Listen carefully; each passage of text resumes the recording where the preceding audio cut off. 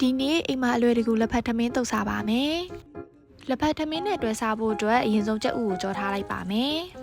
။ပြီးရင်တော့ခရမ်းချင်ဒီကိုလည်းအကွင်းလိုက်လေးတွေပပလေးပြီးတော့ကြက်သွန်ဖြူကိုလည်းပပလေးလီထားပါမယ်။လက်ဖက်ထမင်းတုပ်ဖို့အတွက်အရင်ဆုံးစလုံးလေးကိုထမင်းထည့်ထားပါမယ်။ပြီးရင်တော့လက်ဖက်ထည့်ပါမယ်နော်။ဒါကတော့ညီမတို့အိမ်မှာကိုယ်တိုင်ထောင်းပြီးတော့စီနဲ့စိမ်ပြီးနှက်ထားတဲ့လက်ဖက်ပါ။ညီမကတော့လက်ဖက်အသားများများနဲ့စားရတာကြိုက်လို့ပို့ထည့်ပါတယ်။ပြီးရင်တော့စီထည့်ပါမယ်။အရသာအတွက်ဟင်းသီးဟင်းရွက်မုံနဲ့ငံပြားရည်ကိုထည့်ပါတယ်။နောက်အချင်းရသာအတွက်တမယာသီးကိုညှစ်ပြီးတော့နေလိုက်ပါမယ်နော်။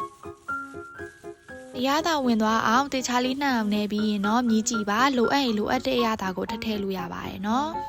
အရသာအလုံးစင်ပြေသွားပြီဆိုရင်တော့ပကံထဲကိုထည့်လိုက်ပါမယ်ပြီးရင်တော့ပစွန်ကြောက်လေးဖြူပါမယ်ရှင်နောက်ပြီးတွဲဖက်ဆိုင်လိုက်ဖက်တဲ့ခရမ်းကျင်သည်နှစ်ပြန်ကျော်နဲ့ကြက်သွန်ဖြူတို့ကိုပါထည့်ပါမယ်အရသာစိတ်စိတ်လေးဖြစ်သွားအောင်နှမ်းများများလေးပါဖြူလိုက်ပါရဲ့နော်